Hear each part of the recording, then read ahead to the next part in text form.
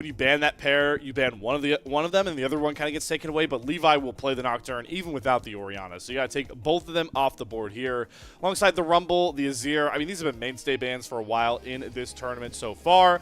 But what is GAM thinking with B1 becomes the question on all of our minds. The Rise is yeah, that's a staple. Pretty classic pick here for Aress.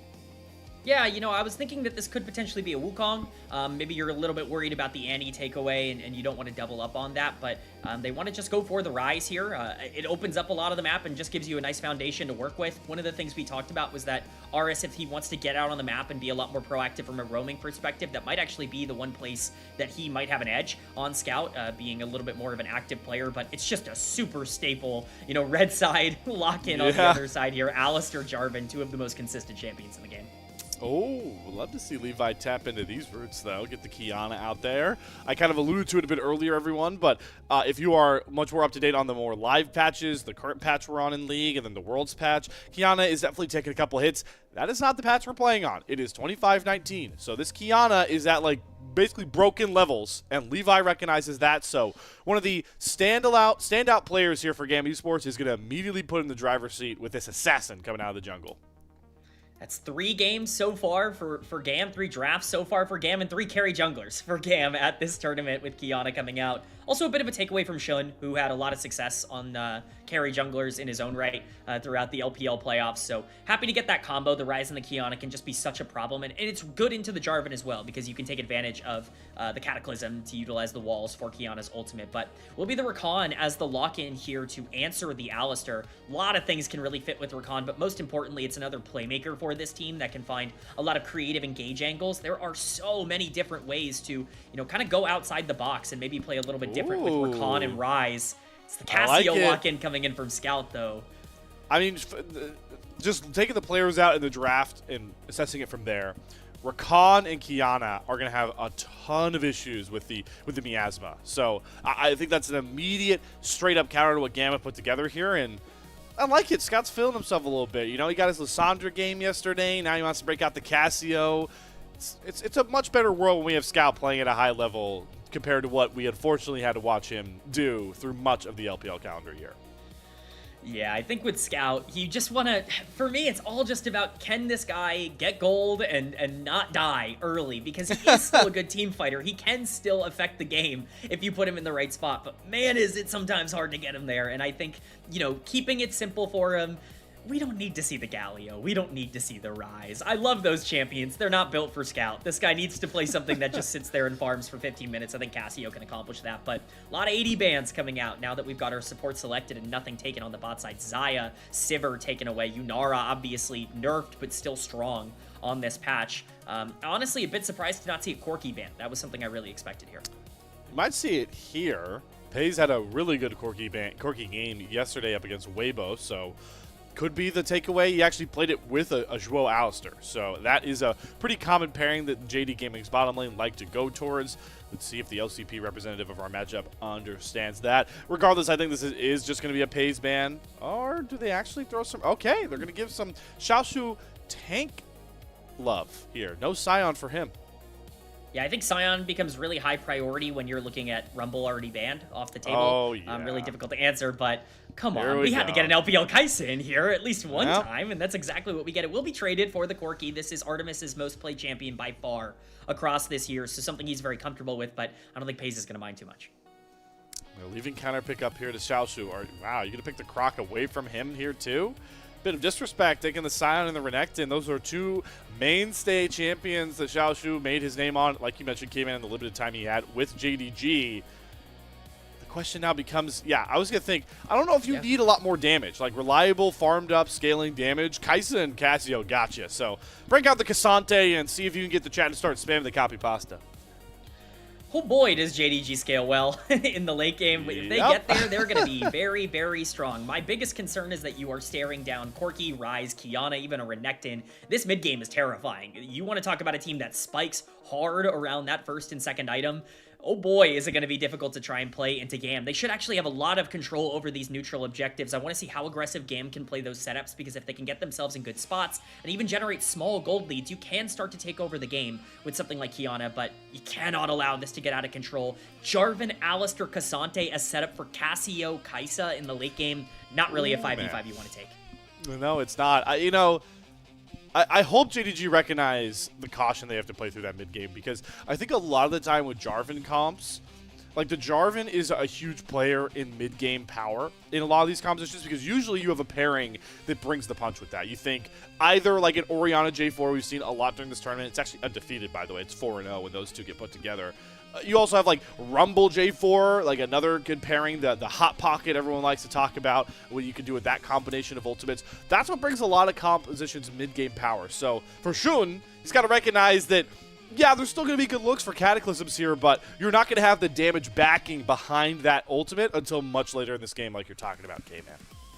It's going to take a while for Scout to get online in this one. I think that there are going to be ways to find fights, but I think specifically you want to make sure that your solo laners are in good spots. And we talked about that in the pre-show. I'm glad we set that up, because this draft really kind of plays into that idea. If the Cassante can successfully side lane against a lot of the pressure that Ryze and Renekton are going to be able to generate, and if the Cassio can farm up and get to the point where she's hitting that second, third item spike and she's starting to build damage, it's going to be really difficult for JDG to feel like they're in a bad spot from there, but they don't have the proactivity that GAM has. We even talked about Levi, having the skirmish ability, which he absolutely has here with the Kiaya Ryze mid-jungle duo. I think both of these drafts kind of indicate, the direction we wanted to see these teams go in, and I'm just excited to see how they play it out. It's just going to be a straight-up really big test of the identities that we want to see from both these teams, like you were talking about. And now that we're just waiting to get into Game 1, I do want to remind everybody something I was talking about a little bit earlier when it comes to the stakes of this series. With the rules being a little bit unclear on the tiebreaker, it could be game score or it could be head-to-head. Well, sorry, it is both of them. It's depending on what the order of them is, right? So we can't officially lock in JDG, I believe, with a 2-0 here. If they're able to get this win to get to 2-1, because Weibo could still beat D plus Kia and throw a wrench in things. What we do know here, Kman, is this is the final lifeline for GAM Esports. 0-2 definitely knocks, just 2 losses in general takes you out of the knockout stage of the Asia Invitational. Yeah, if they don't win this series, they cannot make it. Reminder, 4 teams in a group, only top 2 can make it out. So it's not just, oh, you can't be last, because there's a way, I guess, for them to not be last. You can't be bottom 2. You have to be top 2 in the group. GAM's life is on the line. They're going to a ton of champions that they're comfortable on. They're going to a playstyle that they're very comfortable on, with Levi on a carry jungler and everybody else trying to get him as fed as possible. The question now is, can they utilize the experience that they've generated all year long to keep themselves alive against the LPL's top representative at this tournament? Yeah, and LCP comes into the first ever ASI as the team expected to be knocked out in quick succession, stacked up against the LCK and the LPL. It's a tale that is old as time with the LCP, whatever former names that they came in, this region as a whole, always trying to get a little bit away from their little brother moniker when it comes to the LPL and the LCK. We've seen Kman a couple of historic examples of that happening, right? Like the Flash Wolves are obviously the team that come to my mind. We obviously have CFO right now that's doing a lot of those ways, but the ASI is all about finding out what teams deeper in those standings can really have a big effect on an international stage, and there's no better spot now for GAM Esports to do that up against JDG with everything on the line in this tournament. And GAM is not just some organization in the LCP. They are legendary. Can they live up to that status and pick up another, international win against a top-tier region? I guess we're going to find out here in Game 1. So we are on to the Rift here. Our first game of potentially many of Day 3 of the Asia Invitational. I'm already getting a little shenanigans here. Levi feeling a little bit bruised. Looks like he had a flag dropped on his head. You know what was funny? We saw yesterday. Oh, I'm blanking on our what. I think it was the Nongshim Vikings match, but we saw just some fun. I think it was Kingen. Kingen was just dancing. Oh, yes. Two guys next yes. to each other just dancing. Like this tournament is in essence, especially in its first iteration, a bit for fun, and we want people to have as much fun as they do. So I always like it when we see like the little emotes traded or a little dance party in the top side. Not gonna get that here, but might see it later on today. So keep an eye out for that. Yeah, we've seen it a bit already in the drafts that we've gotten at this tournament that, there are some questionable motives, but we've already got some action here. Level 1 will get spotted out on the sweeper. Zhuo gonna at least try to trade a little bit. Could be really, really big for the Kai'Sa if she's able to get priority in this lane, and honestly, I don't think she will lose it if the Alistar ends up playing aggressive enough. I think this could be huge for JDG. For the time being, they're able to clear out the minion wave early. Well, yeah, it's just trying to knock Artemis out of his autos, so they give Peyz enough time to start clearing out some of these minions.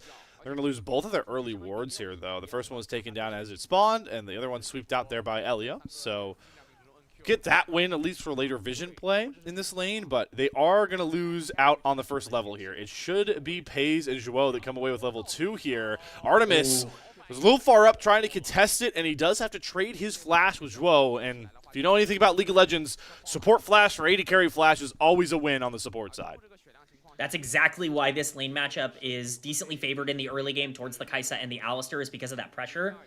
Aress. Oh my god, Aress is just getting walked down by Scout. Hello, Flash. No. I mean, the flag drop gets it for Shun, but I don't even know if Shun needed to be there. Scout just kind of dog-walked Aress in the first couple of minutes of our game 1. Yeah, I mean, that is a solo bolo in everything but, reality. I have no clue what Aress was doing. He was way too far forward. This lane matchup is relatively fine for the Rise early on. He just misplays and ends up getting completely chunked for it. That's a huge mistake. If you're giving gold over the Cassio and giving a free kill to the Jarvan, all of a sudden that late game team comp that we talked about is much, much more accelerated, and that mid game power spike is delayed a bit for you.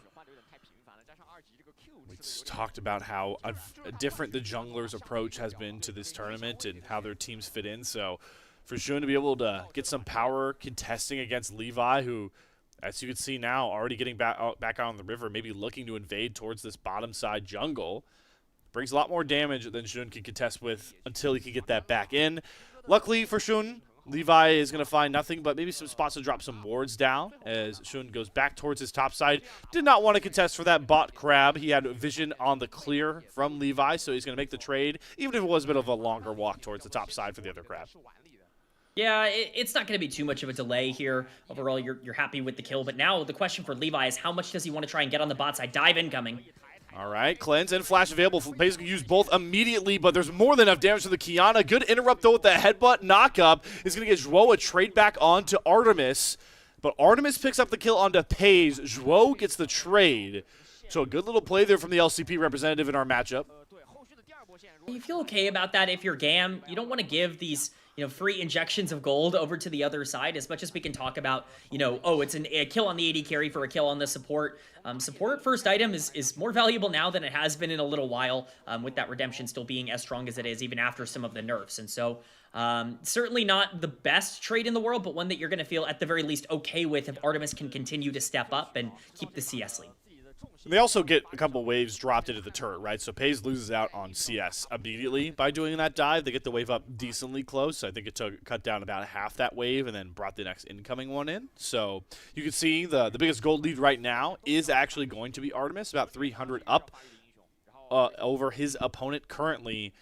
But you talked about it, right? If Scout is going to stay comfortable in this mid lane on this Cassiopeia, things are going to look good for JDG, and maybe Shun recognizes it. He's like, hey, I'm going to pay another visit to this flashless Rise without no Realm Warp, and ours is just dead. He's trapped in the miasma, he's slowed, he's knocked up, and he's sent packing again. 2 deaths in the opening 5 minutes here for the GAM mid laner.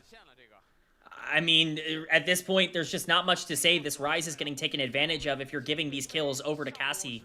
It's going to be a really bad spot for you to be in. You're already, kind of pseudo-countered. This is the long-time counter. Many 2014 fans will back me up on that. Not as much the case in the modern day, but definitely still something here for the Cassiopeia. And, worse still, it's taking away any chance you get to play around the map. Zhuo for the going 2v2 here, Kman. They had Shun nearby, so I thought they actually might push this a lot further, but just making sure that there was a tax on taking away his precious pink ward from the Tribe Rush. Definitely didn't feel like that would have been a good play overall for JDG. Shuo is going to at least look for it, pressure them out. Worth noting that because Elio was actually roamed a bit more, he's a little bit behind in terms of levels, about a half a level behind Zhuo, and that could really matter when we start rotating for these grubs in just under 2 minutes here, or if we want to fight around Dragon. Hitting that level 6 early for Alistar could actually be a really big game changer for now. It's Aress just trying to get as much as he can in the river, trying to catch up. He's done okay on CS, but we got to keep an eye on this mid lane matchup. The worse this gets for Aress, the harder it's going to be for GAM. He is behind, but you did mention roaming there for our supports. That's the advantage that Aress brings in this matchup against the Cassiopeia. With that Realm Warp now available, he can make overload plays towards these side lanes. But Levi looking to try and help out his mid laner, Petrifying Gaze, and is available. Scout does not have flash, and he's just going to walk away. Levi not even going to land the Q. Just a little bit of poking and prodding. Scout holding strong here, and so far, you know, gaining further on the good performance he had in Game 2 against Weibo. Scout's looked great so far in this game. He's done everything he's supposed to do, and kind of goes back to the keys we talked about. When Scout just kind of gets to play against his lane opponent, even against good competition, he was doing relatively well. It's the macro and the map rotations that have always been a problem. Oh, Aress. Aress. Oh, he's going to get stunned up by the Petrifying Gaze and trapped in the Cataclysm. He had flash up. It really wouldn't have mattered. Shun is making it personal right now with Scout. Aress is not going to be able to operate in this Game 1. This game is not going the way that GAM wanted. They're going to look for some Peyz, damage. though. Peyz in danger. God. Corki takes a ton of health out of Peyz's kit. He didn't have flash. He didn't have the ultimate. So that could have been certain death there. Peyz is going to have to think twice about stepping up that far against the Rakan Corki. He also is going to try and stick around here. Yeah, they're trying to lay a trap here for Scout coming over. Ignite from Joel. They're trying to get on top of Artemis. The stun is going to layer. Peyz cannot step up. Wonder if he's trying to get ultimate up in time here as the heal does come across. Scout with the miasma. Not in time. The Valkyrie gets through first for Artemis. Flash forward, though, with the poison fakes, and Scout is wheeling and dealing right now. Finds his second kill of the game already, and now Elio, without Artemis to back him up, is going to fall to the wayside next. It's the poison that gets it through. Scout 3-0. Dialed into this Game 1. The only cost that JDG have to pay is their top laner getting dove on the top side. It's everything going right now for JDG. They're Scout? teleporting in. Scout is TPing in. Oh, okay. Kiaya is going to have to make the mad dash, but Jun's here to cover. Scout is everywhere right now. It's like there's two Cassiopeias on this map, but they're not going to be able to chase Kiaya down any further, and they're going to have to secede these grubs over to Levi, so that's at least something big here for GAM, unless Shun, does he really want to try and maybe steal one of these on the way out, or go for a little bit of a pincer move here with Zhuo? Levi's going to respect it. He doesn't have any supreme display of talent to really lean on. It's going to be the flash out of Aress. Still, the monster slaying feat goes over to GAM on that one, but they don't get all three grubs. I mean, they at least get two, so, you know, it could be worse. I think the bad part of this is that this 4-kill Cassio is completed Rod of Ages at 9 minutes. And that's a problem. That's a really hard thing to deal with. Kiaya, now the one you put all the gold on, could be stuck under tower. Dodges the castle. There's a lot more problems than just a Cassiopeia coming here. Kman, Kiaya also does have the Dominus tick back up. He's going to flash away from Zhuo. This is a pretty hard dive to make happen here with how much time they've spent trying to get Kiaya. And they're going to wisely back up, knowing they got the TP out and Levi showing up. Yeah, you know, honestly, kind of a bad play from JDG. I think they overestimate the amount of damage that they can do at this point in the game, especially the moment that you lose that castle for the dive. Really hard to be able to play that out. Renekton doesn't even have to burn the ultimate, so a big play there for GAM to be able to dodge it. Now, could look at a shutdown here. I don't think they have the damage, though. Scout wants this. He's got the Conqueror, Poison Fangs going. Aress just can't really compete here. He doesn't even have the Roa. Scout feels so comfortable in his bag right now, but he is 1 versus 2. Not going to be able to set up the Poison Fangs for much more damage here, but the fact that he just walks out of this, very helpful. I think walking out of this is probably the nicest thing he could have done. There is an opportunity and a way here that he just kills the Rise.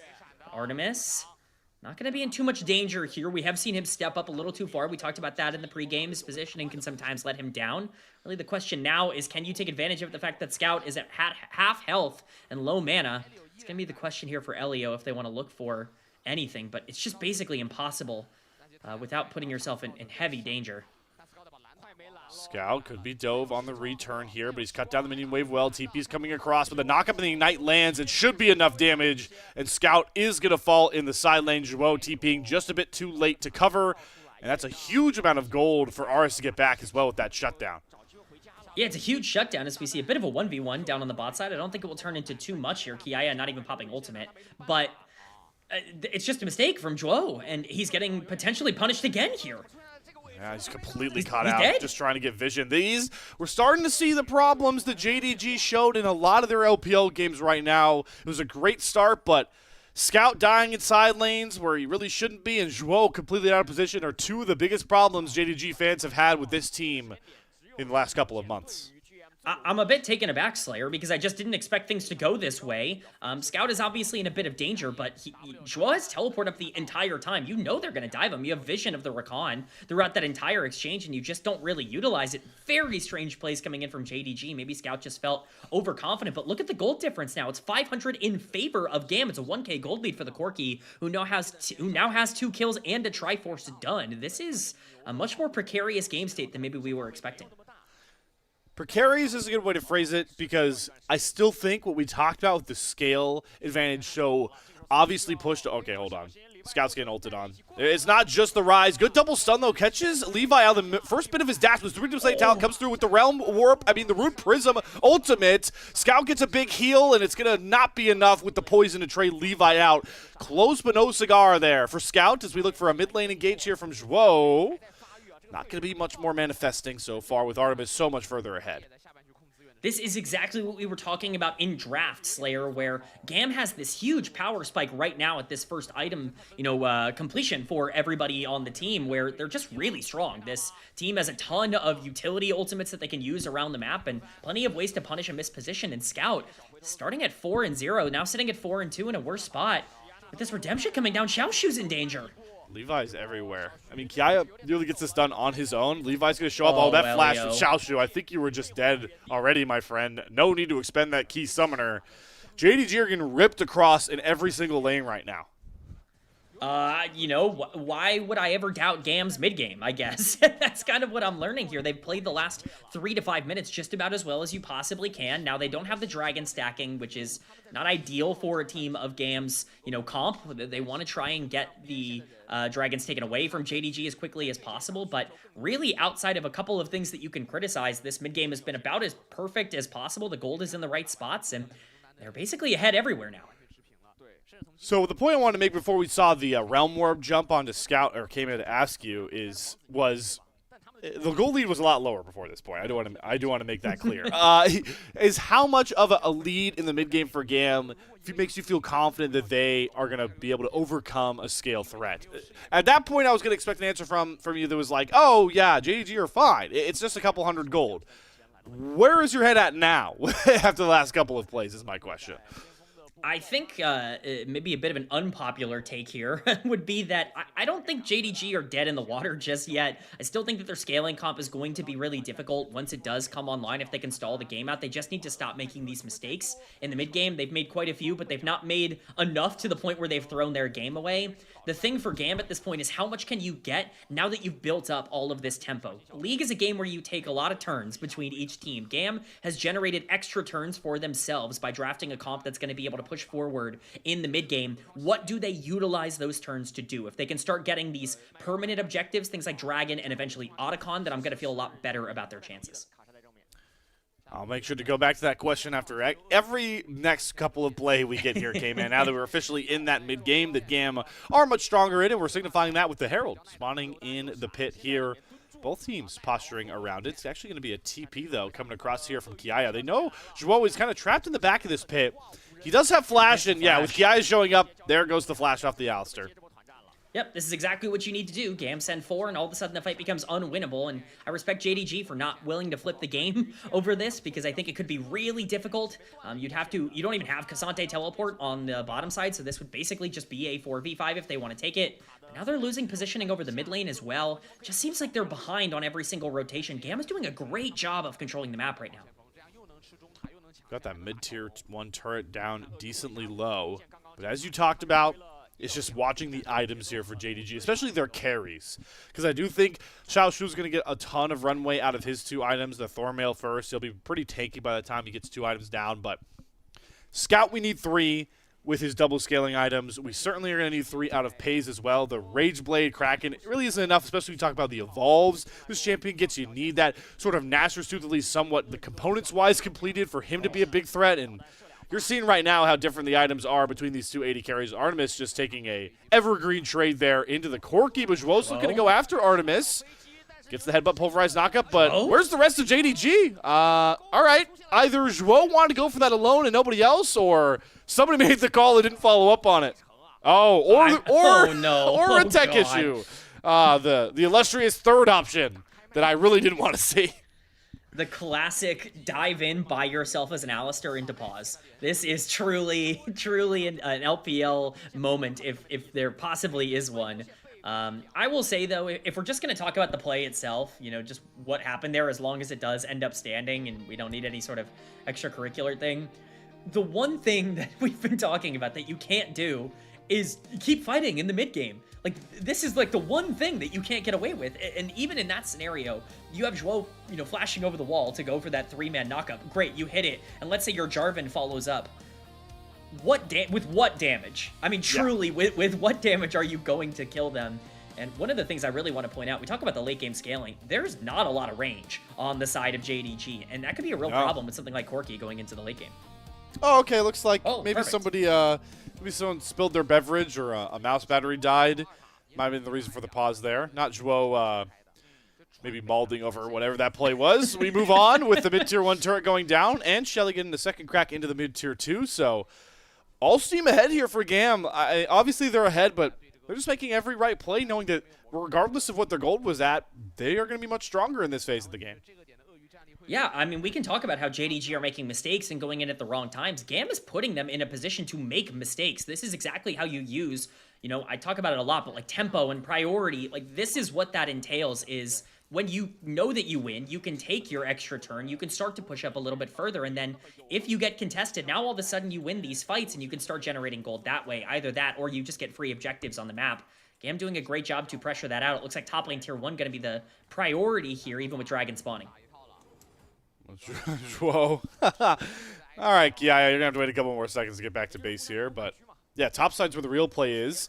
It's at least going to be a trade of turrets here. And, again, Scout getting his own real estate on the bot side to farm waves constantly is a good thing for JDG. They do actually come out a little bit ahead here, I'd say, in this play. It's a turret trade, and they get the second Drake uncontested. So, for the team we're talking about, needs to scale, needs to scale, needs to scale.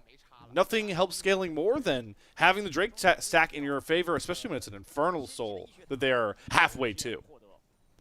Yeah, it's certainly an interesting trade for GAM because I understand the idea of maybe wanting to dive Xiaoxu on the top side, but you have to go for that play quickly. You can't, you know, wait and delay it. You certainly can't lane gank it from Levi's perspective. So, you know, a good play for JDG to at least bring some gold back in their favor, but if we're talking about plays that are slightly in favor of JDG, you know, you need a bit more than that. You're starting to get into a gold deficit. It's going to be more difficult to overcome. You know, 2,500 at 18 minutes is certainly not nothing. And I get that, you know, Scout has 2 full items completed, but if your Jarvan and your Cassante and your Alistair are going to be getting bursted down at the start of every fight, it doesn't really matter because you can't really play front to back. So definitely, you know, I don't want to see them take fights, but I need to see these trades become more consequential for JDG.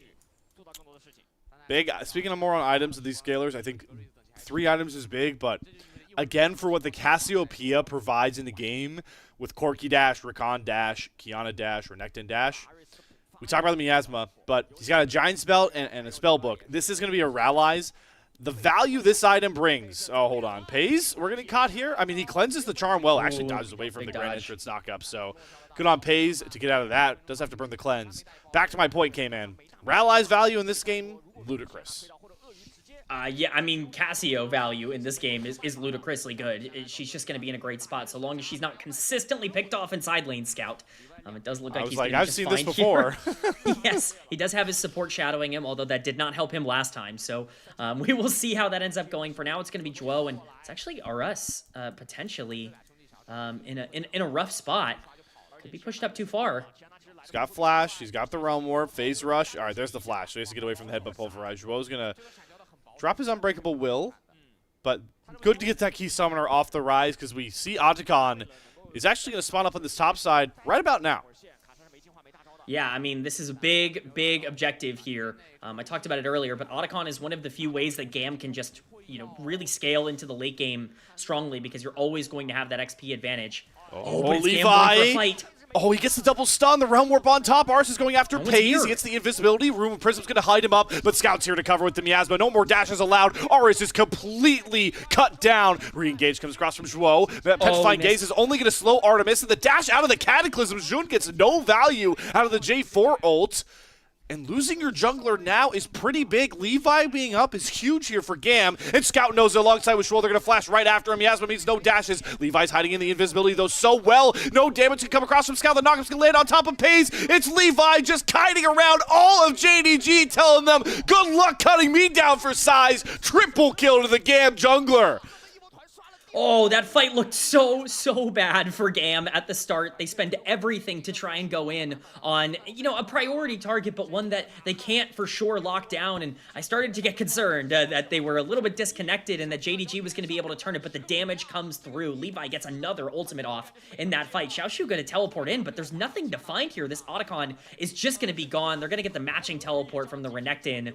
And this is it for GAM. If they weren't in control before, they are certainly in control now. This is the engage I was a bit concerned about. This is very aggressive and greedy from Levi. While he does get some of the damage down and the stun comes in, look at where the follow-up is. Ryze is not here yet. The Realm Warp has not come through. And Artemis has not made his way to this fight either. So Aress just ends up dying early on in this fight. You have no more Ryze. And if this turn is slightly better, if Scout doesn't completely whiff the ult, if Shun doesn't dive in, get a flash, and instantly die, perhaps this play can be turned for JDG. But at this point, you've expended everything that you have in your kit, and while you want to make a play on Levi, he's not an easy target to kill. He just goes invisible, and all of a sudden you have no one to deal with, and his damage is very for real at this point in the game. He completely destroys Peyz. He completely destroys Cassio here as well, Scout, and the fight is easily won for GAM, and that's the fight. I think that is the thing that ends up putting everything in their favor.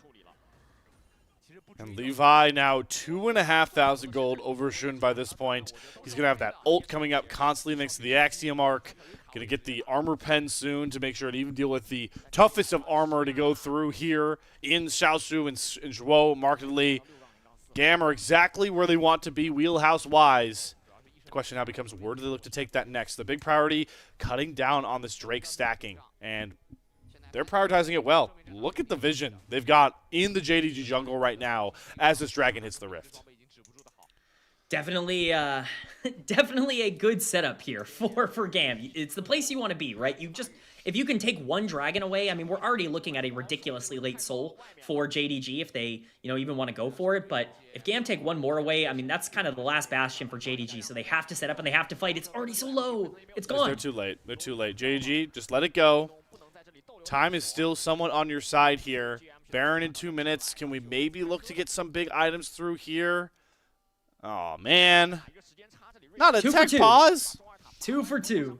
All right, guys, get him out of the way now, okay? This is okay if we get rid of all of them now. Yeah, I'd rather have them now than, in a game that maybe is a little bit more, I don't know, on the edge of our seat. There definitely still are some things to talk about, though, in terms of how this game could break down. We speak on the scaling for JDG. The scaling is becoming much more difficult. Yes, you have gold on the Cassiopeia, but the Kai'Sa is actually in a really bad spot to play this game. Oh, I see. It's a network problem for GAM. That is a bit of a problem. Yeah, that is not a good sign. So I guess we can... My detective skills tell me that our first pause may have been the same reason as our second pause, Kman. I wonder. Yes, no, I worry that we are in a spot now where we just have to pray on the internet gods to push us through to the end of this game and hopefully to the end of this series. Hopefully GAM doesn't have to, be too drastic. We are coming out of the pause, though. Oh, okay. Hopefully all these network problems are getting fixed.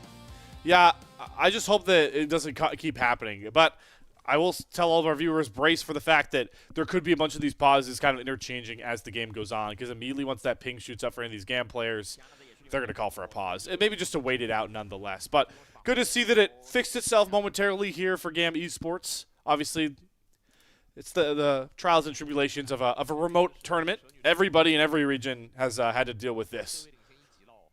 Yeah, I mean, especially in the last couple days, the league servers have not exactly been the most consistent, but hopefully GAM ends up being fine over the course of the rest of this series. They certainly haven't looked like they've been struggling for internet connection throughout this game so far with the lead that they've been able to generate. But as I was saying, I think the real big issue here is just the lack of gold on Kai'Sa. It's all well and good to feel like you can scale behind a Cassiopeia, but, you know, K'Sante, Jarvan, Alistar, these are all mostly tanks, like good tanks, but maybe not primary tanks, and GAM's gonna have more than enough damage to melt through them. You gotta be able to burst out that damage, and I just worry that JDG might not have enough time unless they start building gold quickly in these side lanes.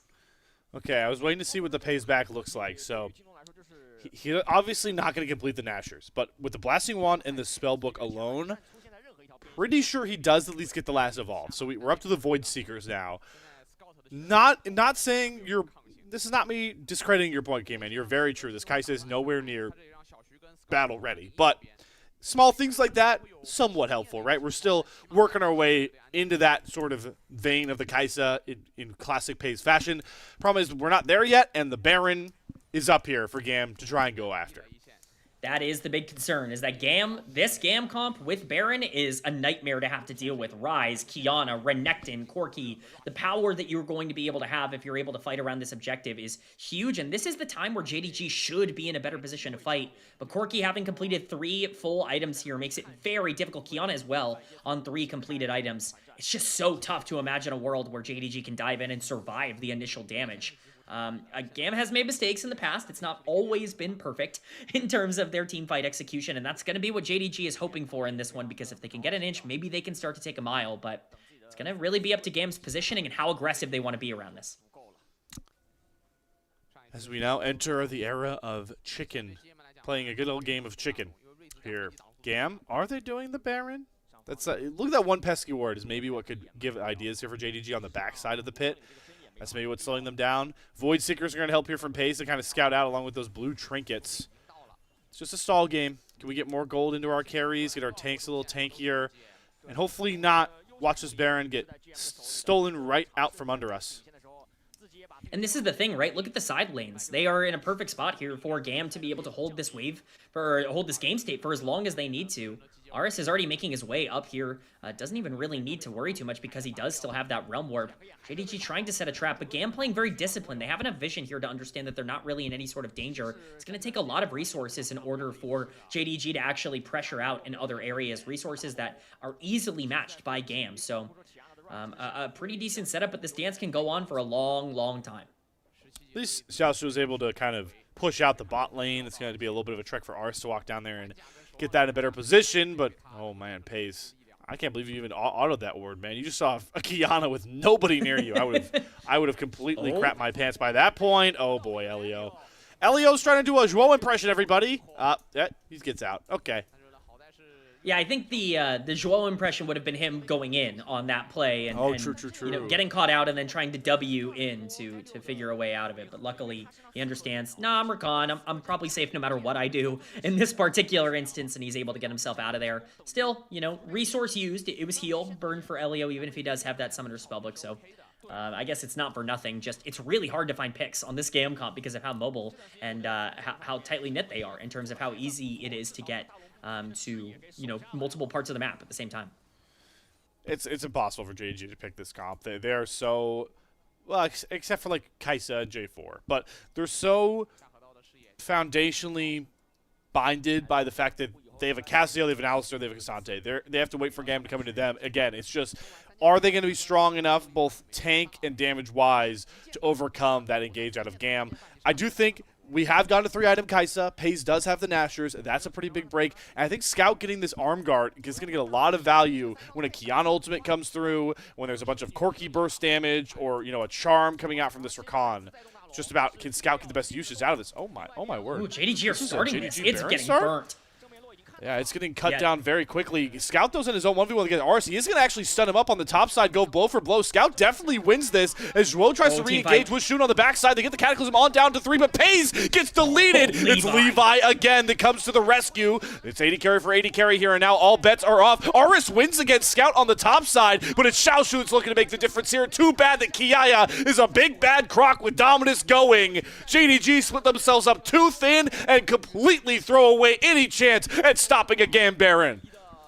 GAM absolutely decimate the fight. They win everywhere on the map. All they have to do is trade their AD carry's life. I think they're going to be very, very comfortable with the exchange that happens. It's just too much gold in the pockets of GAM. Even at this point, Kiaya is so big on the Renekton. We're going to get a chance to see how this starts. It's actually Douyu who goes for that engage, and the disengage coming in from Elio is actually so much of the damage for JDG. Like the way that this starts off is really not good. Peyz is bursted down immediately. The fact that they're even able to pull anything back, kill on the Artemis in this exchange is a miracle. Yeah, no, it's not good. Levi kites this out. It's really easy for him to just flash away from the Cassante, and all of a sudden he has, all of his spells back up, and, with that Axiom, he's able to completely take over this fight. It's just really easy for GAM to play this as long as they don't screw up, and they're not screwing up right now. Their second Infernal Drake, their Baron. This is massive. I gotta see how this happened on the top side. For Last time I looked at it, he looked away. I mean, yeah, he's got Aress completely running away. Oh. Good flash, I guess. Gets a... Oh. Goes into the stasis here with the Seraph Shield. Oh, there's his Seraph Shield. Sure, it mattered. Like, I think the Seraph Shield, matters there, but the stasis, I think Aress just wins. Like, I think he's just stronger at this point in the game, and that's the thing with Ryze, is that, as much as we can talk about this being a counter pick because of the miasma, Ryze does a lot of damage. Sometimes he can just stand there and trade with you, so... Now it's time. It's GAM's time to siege with those Baron minions. Man, Peyz head scratching. I saw the angle there. He had a Renekton TPing behind him, just ult across the Cataclysm, get rid of the backline. There's no time to really think about it because Peyz now is in a world of hurt where I believe that was Phosphorus Bomb Rocket, and he's down to about half HP thanks to Artemis. So, man, rough game for Peyz on this Kaisa. That is definitely the headline, it feels like. I think it's a rough game for basically all of JDG, especially from a macro perspective, but you're right. I think this is one of Peyz's weakest games in a while. See if he can turn it around in these fights. Oh, Artemis doesn't get caught, but Elio is the one that has to cover for it. They do use a defensive supreme display of talent. Xiaoxu trying to go forward with that Cassante health bar. Good little defense there from JD Gaming. They're actually going to keep their tier 2 in the bot turret up and force a GAM reset. Not a lot they're getting out of this Baron power play until Aress does knock down a mid-tier 2 turret to cash in some more gold. I mean, it's something. It's certainly not nothing, but it's not a good Baron power play here for GAM. They waste quite a lot of their resources, taking time on that dragon, just spawn timer-wise, it was a bit of an awkward position, but not a great dive there, and GAM has, at the very least given JDG a lifeline back into this game. Not saying that it's a good one, but at least they won't have Baron over the next couple of minutes. Just trying to buy more time for Peyz to play catch-up. He was 2 levels down for Artemis when that first little exchange came across. Obviously, the items are still not there. It's IE versus a Bejeweled Gauntlet, right, for the Void Staff.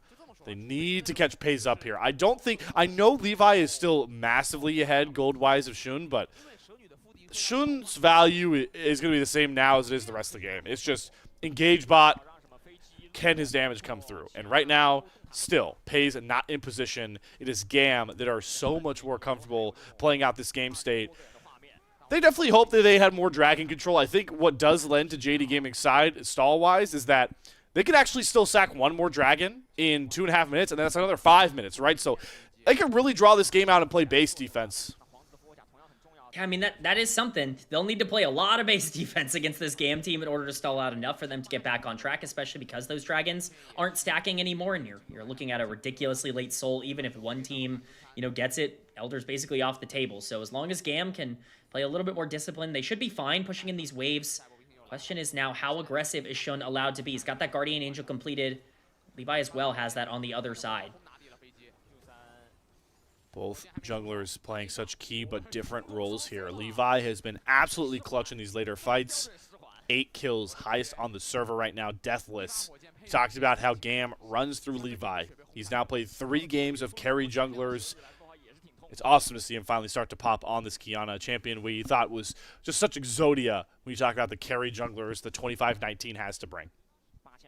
Yeah, I mean, I still think Kiana's pretty good. I think that she's certainly playable, and, especially on this patch, there is a lot that Kiana can do to create a lot of problems for enemy team, and Levi piloting her well. Levi had really, I don't want to say a bounce back split, but probably one of his best splits domestically in quite a long time across summer. It's really, really exciting to see that show up here on the international stage, and I'm hopeful that GAM can continue to push this kind of lead. This is the exact kind of comp that they ended up drafting domestically that found them success, and right now it's certainly working against one of the better, the highest seed from the LPL here at this tournament. The way Vision is getting set up around the map here, it seems to me that JDG are going to try and go for a gutsy play. You can see that the Baron and Dragon timers are about 15 seconds separated, about 16 seconds. You would like that to be a bit closer, but the way Vision is set up, you see a lot more red wards towards the top river and a lot more blue wards towards the, well, JDG bottom river by this point. I wonder if JD Gaming are going to try and, flip that Dragon and immediately start a Baron play. And GAM, they're starting to sniff that out a bit here right now. Yeah, the problem for JDG is that even if they want to try and walk up and keep control over the Vision here, they'd have to sacrifice so much to do so because they're committing resources on the bottom side as well. So it really is just a decision of where exactly do JDG want to put that pressure. Right now, it is the top side of the map. Levi is down here. A flip could theoretically be possible, but this Dragon's going to get bursted. They might get done and there before Baron even spawns. Yeah, look, there's Baron. He's like, oh, you guys got Dragon? Okay, I'm going to make my way up top. Oh, Joel, we can't be doing this right now. That's the Alistar with a breakable ult taken away. There's no way for them to even go after this Baron. I don't know how they can make this fight work now. They're going to have to give up all that real estate. They spent so much time setting up here, and GAM kind of just walking into the party and say, all right, yeah, well, we'll just take the Baron. The phrase tempo gets thrown around a lot. I am guilty of this. I use it quite a lot. This is what tempo is. This is being able to say, we can walk up and take everything that you've built. Our turn is more effective than yours, and that's what GAM is doing right now. It doesn't even really matter. This, the W's coming out from Kai'Sa are tickling GAM at this point, even some of their backliners, and it's really just up to them how they want to try to approach this situation. You've got the push going on the top side with Aress. Do JDG want to try and force this while the Rise is not here? Gotta wait on Joel's ultimate, maybe. Or maybe just spring the trap onto Levi of all people Levi. to get the GA out immediately. Aress is trying to come on the backside, but Elio's already cut down. They're gonna get rid of Levi unless he flashed out with a talent, but Scout gets him with the poison fangs over the wall. It's gonna have to be Aress and Artemis, but Artemis has already dropped through. It's Scout that needs to be the hero. Double knockup from Shun. They're waiting out Kiaya's dominance. Aress is slowed up as well. It's a 3-for-3 split here with neither jungler surviving. JDG with a huge catch onto Levi. It's a huge catch onto Levi that ends up shutting him down and burning that Guardian Angel, but that is a 1v4 for Aress in that fight on the Rise. The damage he was outputting with Kiaya being there for frontline, absolutely ridiculous. I hope we get a replay of that. There is no way that that fight goes in favor of GAM in terms of the setup. We're going to get to see how this goes. Levi just steps a little too far forward. He feels comfortable because of that Guardian Angel, but they're looking for a play like this because the Rise is not in the fight just yet, and so everything gets dropped on Levi. Eventually, Elio will fall as well, but at this point, this looks very doomed, but watch the Rise on the top of your screen. He's basically just playing 1v3, and him and Kiaya just are untouchable. He does so much damage at this point in the game that he can solo win the fight. That was going to be one of JDG's best looks, and it ends in a neutral trade for them. Yeah, I mean, Peyz was starting to ramp up, but then Kiaya, that was also a clutch flash stun to just delete Peyz's health bar. He flashes too late. The auto from Aress gets the kill there. For as much as we talked about Xiaoxu and Scout being such heroic solo lane players against Weibo, it was, Levi pulling the wheelbarrow forward and then dropping the drawbridge and saying, Kiaya and Aress, you got us from here, buddy. Yeah, I mean, it's awesome, man. Like, GAM showing up in this game, I think is so fun. Grasshopper still in favor of JDG, still believes in the comeback, believes in the potential, but right now, what he doesn't know and what JDG don't know is that this Baron could be in danger. Oh, he's flipping. He's understood. We might flip a Baron here. Speaking on flipping. Here we go. TP coming in, Scout. This flyer very likely will decide the game here, how this Baron goes down. Shun sees the health bar. He still has his GA, which is key for Levi. GAM are getting forced out of this pit right now. Baron's going to reset for the time being. JDG trying to stay strong is 5. Maybe marking Levi to see what flank angle him and Elio can really find. Going to take down some of this vision, and GAM are going to back on out and allow the fog to return for them towards the top river. JDG continue to stall, and they don't really lose much forward here. They're actually going to start up on the Baron themselves. Okay. Scout and Peyz can really shred this thing. There's a TP flank, though, coming across from Kiaya. GAM have to go now, though. The Baron is too low. JDG get the Baron. They need to get out. Joel's just dead. Let him go. He's going to fall. Levi. How many members can they get out? It's Levi on the flank. And, oh, it's a big realm warp. Oh, my God. Aress brings everybody to Supreme Slaying Talent. Hits on to 3. Peyz is going after Artemis, though they're trying to turn this back onto GAM, but they just don't have enough damage. They spent too much time going after Artemis, and that Baron falls to the wayside. It's only Shun that survives with it for now. But Levi and Kiaya are on the hunt. But guess who doesn't care about hunting down this jungler? It's Aress, the MVP these last 10 minutes, that's pushing up the mid lane, looking to try to end this game. It's only going to be Shun and Baron empowered minions to stop a GAM win. Absolutely masterful from GAM. They execute perfectly in the fight. It's the Realm Warp in. It's Levi's damage on the Kiana coming in to secure the advantage for GAM. I don't think they can do it. Doesn't look like they're going to be able to end the game here. I think this is the right call, as shocking as that may feel, to be able to back off here, but GAM, once again, just outplaying JDG, and the wallet diff is definitely coming into play, but the setups are so good from this team. If we worried about them because of their showing earlier on in this tournament against Weibo, well, they look like a completely different team in this series. Gotta get a replay back on that entire succession of plays, because it's Aress bringing all the members of GAM behind them. That's so clutch. Like you called Levi, though, hits this 3-man ulti. Seems like we're not going to have time for that, because an Infernal Drake has spawned. GAM are in position to get an Infernal Soul at 40 minutes with 4 Infernal Drakes. And JDG knows that's a big problem. They're starting the Dragon up now. Scout getting here a bit late. Aress is trying to flank around towards the side. But we might just be in for a straight 50-50 here. An Infernal Soul will end this game. Shun's going to re-engage onto Artemis. He Valkyries out. Supreme Slaying Talent comes across. Scout on the back line is going to be safe. Secure Dragon by Shun. And they dump onto Levi, who gets a triple stun. Scout is cut down. And Levi has his GA to survive. It's Levi to the rescue again. GAM Esports, the LCP, are going to get their first win of the Asia Invitational. GAM Esports dominate the 5v5. They don't care about Dragon. They want the Nexus, and they're going to be able to get it as they barge down here. It's their captain. It's their franchise player, Levi, coming through and picking up the pieces for this team. I mean, one EQ combo, half health Peyz, and Artemis makes it personal to lead them. GAM Esports take a 1-0 lead with their tournament lives on the line. Ooh boy, Slayer, we thought we were getting maybe a 2-0 here today. Ooh, that's out the window. Hey, we might get a 2-0, but it might not be the one we were expecting, because GAM looked incredible in game number 1. Let's not forget, let's try to recall, this early game was a disaster. Like a complete disaster for GAM. They lost in every possible aspect. I thought they threw their entire game away in those exchanges with those 4 kills going over to Cassio, but it didn't matter. The Kiana, the Rise, they ended up coming out on top in these late game team fights. Yeah, I'm glad you pointed out. Aress was in hell. I mean, he was like 0-2, completely knocked out of this lane. And I mean, if it weren't for Levi, Aress is just so clutch in many of these points too in the later game. The one thing I gotta point out here, Scout was donated 4 kills in this game and did 23,000 damage on Cassiopeia. I understand that this is a hard Cassio game to play. There are positives and negatives to the way that you set your team comp up. This is not good enough. 10k more damage going to the Rise. We saw the 1v1 going in favor of the Rise after this guy had his early game completely obliterated. It's just not something that should be happening. Credit, absolutely, to Aress in terms of how he turned this game around, and to Levi for being able to help him get back into the game. But this is not the way that this can go after the way that early game went. Yeah, it's Scout shortcomings. Peyz had a couple of questionable plays in this one. I think it's really hard to play the Kaisa into, champions like a Fed Kiana, a Renekton coming after you, but he's very quiet in this game as well. As we go back through these replays, yeah, we're just going towards these mid-game skirmishes where GAM, with all the agency, right, never looked back once they got ahead.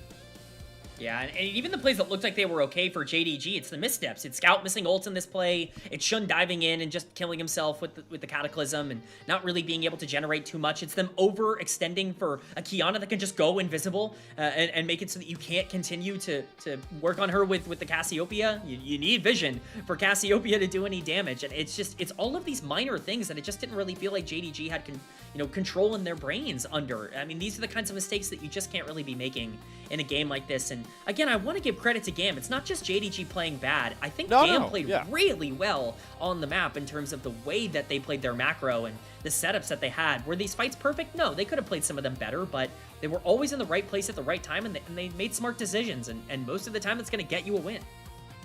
But like you talked about, in those clutch fights, even if they were close, it was always felt like Levi making... Well, I don't even want to say it was Levi, because this fight in particular, there is no Levi. It's actually Aress. It's Levi, you know, leading the squad through, just so masterful on the Kiana and points, and that we talked about it before we got through these replays. Aress was so far behind. Aress does not catch up if Levi is not so valuable through this mid game to allow Aress to match the scaling that we were preaching is going to be JDG's winning mantra.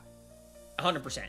This game is impossible to win if it's not for Levi's mid game. This ult, by the way, is disgusting. It lands on Peyz on the back end too, which means that he has to burn his ultimate for the shield to get back into the fight. It's just everything you could ask for from GAM. Like, the setups are so good in a lot of these exchanges, and you know, I love giving credit to Aress because I think he was honestly kind of the key in a lot of these late game team fights. But another player that I think we haven't really talked about a ton yet was Kiaya, who played that late game Renekton about as clean as you possibly could. He's obviously, you know, one of the best players that we've ever seen come out of, you know, the PCS, you know, the VCS previously before that, but you know, he really showcased that in this series. This was a truly elite, you know, Renekton performance from him. But it's going to be Levi, has to be, and he will earn the MVP here. One Death Kiana game, absolutely bombastic in some of these closer fights and game-ending fights. One of the great players that GAM Esports and the LCP have to offer, especially in the ASI. Got off to a bit of a slow start on his classic carries, but third time was the charm in this one as GAM make this Group A look a lot more interesting with the way they started out here. You can see they do give some love. Actually, to Artemis earns a vote. I thought this one might have been unanimous, but 4 out of 5 is still a big bar to clear for Levi, and he did just that. Those ADC damage numbers always get the adrenaline of somebody going on the voting team. It's just the way that it goes, but I'm happy to see that the deserving member here, the captain, ends up getting MVP for Game 1. You know who's the MVP, though, of this Twitch channel when it comes to the LPL English broadcast? It's a group of people that I really want to shout out, and that is our coffee supporters. Would you like to become one of them? Well, there's a pretty easy way to become a coffee supporter here. If you'd like to support the LPL English, consider becoming a coffee member. A coffee is the best way to support the LPL English project since a lot of the contributions go directly to the show you're currently watching. A lot of the initial payments go into upgrading the broadcast. We have really cool graphic packages that have been put together, but a huge bulk pays the on-air talent and content creators running behind and in front of the camera. Subscribe to our coffee. It is linked in chat. I'll give you some time to check it out shortly, and you can unlock perks like early access to content and the ability to ask interview questions for our unique on-site interviews. And that is not limited to the LPL. We had some awesome interview and content creation done during the MSI. You can stay tuned for other things around League of Legends esports. Thank you to all of our coffee supporters. You guys are our MVPs, and that's not just going one award. It can open up to anyone that wants to support us here at LPL English. Yeah, thank you so much to all the coffee supporters. We wouldn't be able to do this without you guys. We get to have so much fun, you know, broadcasting these games, co-streaming these games for you guys, and you guys really are the backbone that ends up making it happen. And what a fun start here to our day, though. We came in thinking JDG 2-0 after their Weibo series, and those expectations are out the window. We'll come back for a Game 2 draft that could have some serious implications on our Group A slot. We'll see you guys on the other side of break.